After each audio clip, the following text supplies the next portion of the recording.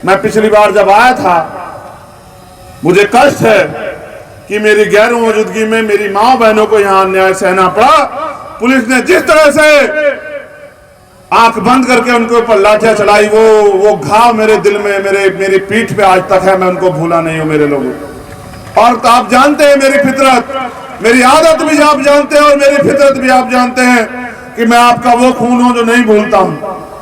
आप बेहतर इस बात को जानते हैं और मैं समय समय पर जवाब देता हूं, क्योंकि बाबा साहब अम्बेडकर ने संविधान में हमें शक्ति दी है कि हम अपनी वोट का सही प्रयोग करके शक्ति प्राप्त कर लें। जिस दिन आपने वो शक्ति मेरे हाथों में दी, याद रखना मेरे लोगों, आपके चेहरे की उदासी भी दूर हो जाएगी और मेरी माँ बहनों पर चलाने वाले, लाठी चलाने वाले पुलिस कर्मियों को भी संविधान के जरिए हम लोग सबक सिखाने का काम करेंगे। मेरी बात को याद रखना, क्योंकि आप जानते हैं मैं वकील भी हूं और मैं ये भी जानता हूं कि उस डेट का पूरा आमद और जो ड्यूटी तय हुई थी, मैं सबका रिकॉर्ड निकलवा के बैठा हुआ हूं। समय बदलेगा, सत्ता के अहंकार में और राजनेता की चाटुकारिता उनको खुश करने के लिए जो मेरी बहन बेटियों के, मेरी माओ के साथ जो अन्याय हुआ है, समय आने पे वो सूद समेत हम लोग वापस करेंगे। इस बात को आप याद रखें।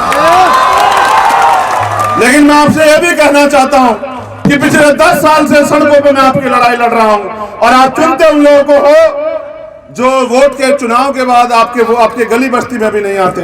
जो आपकी गली बस्ती में भी नहीं आते, वो आपका काम क्या खाक करेंगे। ऐ मेरे लोगों, मैं जब आया था मैं आपसे अपील कर रहा था, कुछ लोग चेहरे यहां भी खड़े हैं, ये मेरी बात सुनने के बजाय इनको कैमरे में इंटरेस्ट है, मैं इनको नेता बनाना चाहता हूं, ये फोटोग्राफर बनना चाहते हैं। बताओ मैं क्या करूं। मैं इनमें कल का भविष्य देखता हूं और ये नालायक फोटोग्राफर से ज्यादा कुछ बनना नहीं चाहते। फोटोग्राफर बनके 200-400 रुपए का काम करेंगे, कोई काम बुरा नहीं होता। मगर मैं पूछना चाहता हूं, जिस समाज की बुनियाद ऐसी होगी, जिस समाज का भविष्य ऐसा होगा, उस समाज का भविष्य आप समझ लो कैसा होगा। मैं तो कह के थक गया, मैं समझा के थक गया कि भाई आज तो मान जाओ, कल तो मान जाओ, संविधान खतरे में है, सारे सरकार सिस्टम को लूटने पे लगी है, कल कुछ बचेगा नहीं। दलित पिछड़ों के बच्चे कहां से नौकरी करेंगे, तुम्हें कौन कुर्सी देगा जब संविधान नहीं होगा। लेकिन आप फोटोग्राफर बनना चाहते हो तो मेरे साथ समस्या खड़ी हो गई है। मैंने आते ही बताया कि ये हमारी मानसिक गुलामी है कि कुर्सी खाली पड़ी होती है और हमें खड़े रहने में मजा आता है। अगर हमारे अंदर, हमारे समाज में नालायकी नहीं होती तो किसी जालिम की इतनी हिम्मत नहीं होती कि हमारी इतनी संख्या होने के बाद हमारे ऊपर जुल्म जाती कर देता। हम मानसिक रूप से गुलाम हैं, हम पूछ बनना चाहते हैं, हम राज करना नहीं चाहते। लेकिन हम राज करना चाहेंगे। मैं लिख कर देता हूं कि हजारों की संख्या में जो लोग यहाँ बैठे हैं, अगर अगले 4 दिन इन्होंने मेरे हिसाब से काम किया तो मैं शर्त लगाता हूं कि जलालपुर में चेयरमैन हमारा होगा, उसे कोई रोक नहीं पाएगा। मैं आपको जो काम दे के जाऊंगा, अगर आप वास्तविकता मुझसे प्यार करते हैं, मेरे संघर्ष की इतनी जिसी इज्जत समझते हैं, अगर आपके दिल में मेरे लिए दर्द है और आप चाहते हो कि चंद्रशेखर आजाद ताकतवर हो, तो जितने लोग आप यहां हो, ये गांठ बांध लो कि हर दिन एक आदमी को हमें अपनी पार्टी के पक्ष में वोट देने के लिए तैयार करना है। आप 1000 की संख्या में यहाँ हो, आप गिनती करके देखो, मेरी माँ बहनें भी यहाँ हैं। एक दिन में एक व्यक्ति को अगर आप जोड़ने का काम करते हो, कल आपकी संख्या दुगनी हो जाएगी और जब वो आप और वो जिसकी जो दुगने में जुड़ गया है, वो परसों काम करेगा, हमारी संख्या 4 गुनी हो जाएगी। और जो 4 गुनी हो गए 2 दिन में, जब वो मिलकर काम करेंगे तो 3 दिन में हमारी संख्या जलालपुर में 8 गुनी हो जाएगी। लोगों को वोट देनी है, उनको नेता चाहिए, ऐसा नेता जो शासन प्रशासन पे गलत करने से आंख मिला के बात करे। मैं इनके पीछे खड़ा हूं, इसलिए खड़ा हूं कि ये काम करना चाहते हैं, इनको शक्ति देना आपके हाथ में है। ये लोकतंत्र है, जनता इसमें मालिक है। जनता जिसका बटन दबा दे, जनता जिसके लिए मोहर लगा दे, वो गरीब का बेटा भी ताकतवर बन जाता है। मैं आपसे अपील करने के लिए आया हूं कि 10 साल हो गए मुझे संघर्ष करते हुए, इससे ज्यादा क्या मुझसे आप चाहते हो। अगर आप चाहते हो कि मैं कुछ करके दिखाऊं तो फिर आपको मुझे राजनीतिक शक्ति देनी पड़ेगी। और अगर आप चाहते हो क्योंकि जब मैं आपकी लड़ाई लड़ता हूं, गौर करना मेरी इस बात को, आप सब लोग भी गौर करना, नीले पट्टे डालने से नहीं होता अम्बेडकरवादी, नहीं होता मिशनरी। उसके लिए पसीना बहाना पड़ता है, उसके लिए गलियों गलियों जाके खाक छाननी पड़ती है, उसके लिए मुकदमे, लाठी, गोली सब खानी पड़ती है।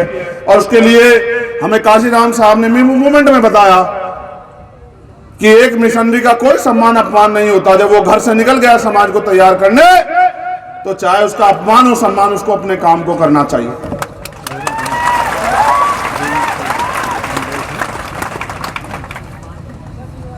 मैं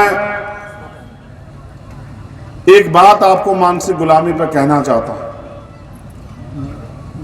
और मेरा पूरा मानना है कि आप मेरी बात को समझोगे। मैं अक्सर इस बात को समझाता हूं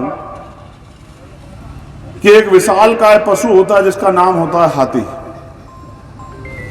जब वो छोटा होता है बचपन में, तो महावत उसके पैर में एक मोटी सी संखल डाल देता है, और उसकी क्षमता नहीं होती कि वो उस संखल को तुड़ा पाए। वो पूरे जोर लगाता है लेकिन संखल नहीं तुड़ा पाता। एक लंबे प्रयास के बाद उसको यह एहसास हो जाता है कि तू इस संखल को नहीं तुड़ा सकता। जब वो बड़ा हो जाता है, बहुत शक्तिशाली हो जाता है, तब उसके पैर में मोटी संखल की जगह एक पतली सी बेड़ बांध देते हैं। लेकिन उसके दिमाग में ये बात असर कर गई है कि तू नहीं छुड़ा सकता इसको। फिर वो कभी हिम्मत भी नहीं जुटा पाता उसको छुड़ाने की। इसको मानसिक गुलामी कहते हैं। वोट आप देते हैं, आप बनाते हैं चेयरमैन, आप बनाते हैं विधायक, आप बनाते हैं पार्षद, सभासद, आप बनाते हैं एमपी। अगर आप वो वोट जो दूसरों को दे रहे हो, आप इसको वोट दोगे, तो कैसे नहीं जीतेगा आपका प्रत्याशी? आप बताओ मुझे। एक और बात जो मुझे आपसे कहनी है, मेरे नौजवान भाइयों को सुनना चाहिए। यहां शासन प्रशासन के लोग हैं, मीडिया के भी, और मेरी बात को घर लेके जाना अपने दिलों में कि जब हम आपकी लड़ाई लड़ने के लिए जाते हैं ना मैदान में, जब कोई ताकतवर आदमी आप पे जुल्म करता है, और भीम आर्मी आजाद समाज पार्टी के लोग जाते हैं लड़ने के लिए, और वो अपनी आंदोलन संघर्ष से मुकदमा लिखाते हैं और वो आदमी जेल जाता है, तो जो कभी जेल नहीं गया इतने शोषण करने पे, अचानक से वो जेल जाता है, तो वो पूछता है कि किसकी वजह से जेल गया हूं, तो उसको पता लगता है कि भीम आर्मी आजाद समाज पार्टी के लोग थे। ये जो लोग मेरे एक इशारे पे आंख बंद करके आपकी लड़ाई लड़ने चले जाते हैं, वो ताकतवर लोग अगर सरकार के हों या सरकार के ना भी हों, वो अपनी ताकत का इस्तेमाल करके मेरे इन कार्यकर्ताओं को तोड़ने का काम करते हैं, इन पे झूठे मुकदमे लगाते हैं। अभी 2 हत्याएं मेरे जिलाध्यक्षों की हुई हैं, एक वैशाली में हुई राकेश पासवान की, और एक चतर सिंह की हुई विदिशा में। ये 2 हत्या इस बात का उदाहरण है कि उन्होंने किसी ना किसी उस ताकतवर को, जिसने जेल नहीं देखी अन्याय करने के बाद, उसको जेल भिजवाने का काम किया, और अंत परिणाम ये हुआ कि उनको अपनी जान गंवानी पड़ी। अगर आप भी मुझे शक्ति नहीं दोगे, आप भी मेरी ताकत नहीं बढ़ाओगे, मैं लड़ता ही रहूंगा, तो इतने दुश्मन तैयार हो जाएंगे कि कहीं ना कहीं मैं उनका शिकार हो जाऊंगा। जिस दिन मैं उनका शिकार हो जाऊंगा, फिर आप क्या करोगे बताओ? कहां से पैदा करोगे दूसरा चंद्रशेखर? 2-4 साल में ले आओगे कहीं से? है आपके पास कोई ऐसी चाबी? अगर ऐसी चाबी है तो मैं भी आपके साथ हूं। चलो मिलके बाबा साहब अम्बेडकर को ले आते हैं, चलो मिलके मान्यवर काशीराम को ले आते हैं, चलो मिलके प्यारेलाल यादव को ले आते हैं, मिलके मामना रामसु वर्मा को ले आते हैं। ऐसा कुछ नहीं होता, जो एक बार चला गया वो वापस नहीं आता। मेरे लोगों, मैंने जितनी मेरे अंदर हिम्मत है उससे ज्यादा हिम्मत से इस लड़ाई को लड़ने का काम किया है। लेकिन अक्सर मैंने देखा है कि हम थोड़े बहुते प्रलोभन पे, थोड़ी बहुत सुविधाओं पे, या थोड़े बहुत संसाधन पे अपनी वोट को दुश्मन को सौंप देते हैं, और फिर उम्मीद करते हैं कि दुश्मन हमारा भला करेगा।